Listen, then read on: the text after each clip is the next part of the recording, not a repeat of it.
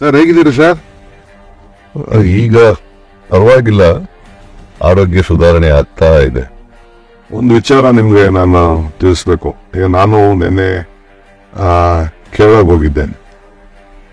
ಕೇರಳದಲ್ಲಿ 20-20 ಗೆಲ್ತೀವಿ. ಎಲ್ಲ ಸಾಧ್ಯತೆ ಇದೆ. ಕೇರಳದಲ್ಲಿ, ತಮಿಳುನಾಡಿನಲ್ಲಿ ಭಾರತೀಯ ಜನತಾ ಪಕ್ಷದವರು ಒಂದು ಸ್ಥಾನನೂ ಕೂಡ ಗೆಲ್ಲಲ್ಲ. ಪಾಂಡಿಚೇರಿ ಇಲ್ಲ, ಆಂಧ್ರ ಇಲ್ಲ, ಹೌದು, ಆಂಧ್ರ ಇಲ್ಲ, ಕೇರಳ ಇಲ್ಲ, ತೆಲಂಗಾಣದಲ್ಲೂ ಕೂಡ ಕಡಿಮೆ.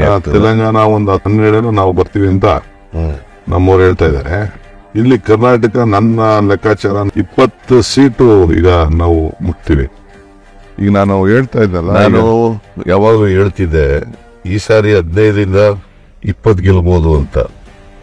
ಈಗ ನಾವು ಪ್ರವಾಸ ಮಾಡಿ ಪ್ರಚಾರ ಮಾಡಿದ್ಮೇಲೆ ಗೊತ್ತಾಗ್ತಾ ಇದೆ 20ಕ್ಕಿಂತ ಜಾಸ್ತಿ ಗೆಲ್ತೀವಿ ನಾವು ಅಂತಕ್ಕಂಥ ವರದಿನೂ ಹಂಗ ತರ ಬರ್ತಾ ಇದೆ. ಮತ್ತೆ ನಾವು ಕೂಡ ಜನರ ನಾಡಿ ಮಿಡ್ತ ನೋಡಿದಾಗ 20ಕ್ಕಿಂತ ಹೆಚ್ಚು ಸ್ಥಾನ ಗೆಲ್ತೀವಿ ಅಂತ ಅನ್ಸುತ್ತೆ. ಆಮೇಲೆ ಮೋದಿಯಲ್ಲಿ ಎಲ್ಲೂ ಕಾಣ್ತಾರ ಸರ್.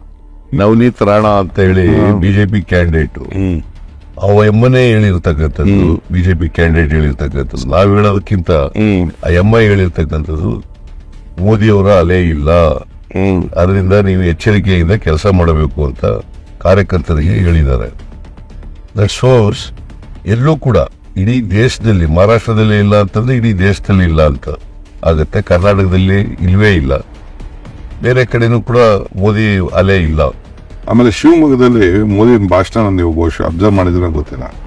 ನನಗೆ ಊಟಕ್ಕಿಂತ ಅವ್ರು ಕೇಳಲಿಲ್ಲ, ಕ್ಯಾಂಡಿಡೇಟ್ಗಳ ಹೆಸರು ಹೇಳವ್ರೆ. ಬೇರೆ ಕಡೆ ನನ್ಗೆ ಸ್ಟ್ರೆಂತ್ ಕೊಡಿ, ನನ್ಗೆ ಇದು ಮಾಡಿ ಅಂತ ಹೇಳ್ತಾರೆ, ಅಲ್ಲಿ ಕ್ಯಾಂಡಿಡೇಟ್ಗಳ ಹೆಸರು ಹೇಳವ್ರೆ.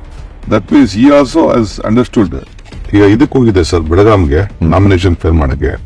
ಆಮೇಲೆ ಶಿವಮೊಗ್ಗ ಹೋಗಿದ್ದೆ ನಿನ್ನೆ. ಶಿವಮೊಗ್ಗ ಬೆಳಗಾಂ ಎರಡು ಕವರ್ ಮಾಡಿದೆ.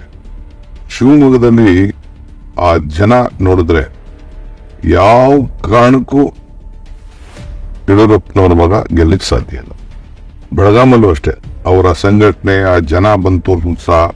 ಆಮೇಲೆ ನಮ್ಮಲ್ಲಿ ಒಗ್ಗಟ್ಟು, ನಮ್ಮ ಬಿಗ್ ಸ್ಟ್ರೆಂತ್ ಒಂದು ಒಗ್ಗಟ್ಟು ಸರ್. ಜಸ್ಟ್ ಒಂದು ಸಿಂಪಲ್ ಕ್ಯಾಲ್ಕುಲೇಷನ್, ದೇಶದಲ್ಲಿ 300 ಜನ ಗೆದ್ದಿದ್ರು, 100 ಚಿಲ್ಲರೆ ಸೀಟ್ ಚೇಂಜ್ ಮಾಡೋರೆ. ಅವ್ರ ಕ್ಯಾಂಡಿಡೇಟ್ಗಳು ಚೆನ್ನಾಗಿದ್ರೆ ಯಾಕೆ ಚೇಂಜ್ ಮಾಡ್ತಿದ್ರು? See, there is a strong anti-incumbency against the MPs and also against the government. ಆ ಕಾರಣದಿಂದಲೇ ಇಡೀ ದೇಶದಲ್ಲಿ 100 ಜನರಿಗೂ ಹೆಚ್ಚು ಸಿಟ್ಟಿಂಗ್ ಎಂಪಿಗಳನ್ನು ಬದಲಾವಣೆ ಮಾಡಿರ್ತದೆ. ಕರ್ನಾಟಕದಲ್ಲೂ ಕೂಡ 13-14 ಜನರನ್ನು ಬದಲಾವಣೆ ಮಾಡಿರೋದು ಅವರೆಲ್ಲರೂ ಸೋಲ್ತಾರೆ ಅನ್ನೋ ಕಾರಣಕ್ಕೋಸ್ಕರ ಬದಲಾವಣೆ ಮಾಡಿರೋದು. ಕೇಂದ್ರ ಸರ್ಕಾರಕ್ಕೆ ದೇರ್ ಆರ್ ಮೆನಿ ಚಾನಲ್ಸ್ ಅವರಿಗೆ ದೇಶದಲ್ಲಿ ಏನಾಗ್ತಾ ಇದೆ, ಎಂಪಿಗಳ ಮೇಲೆ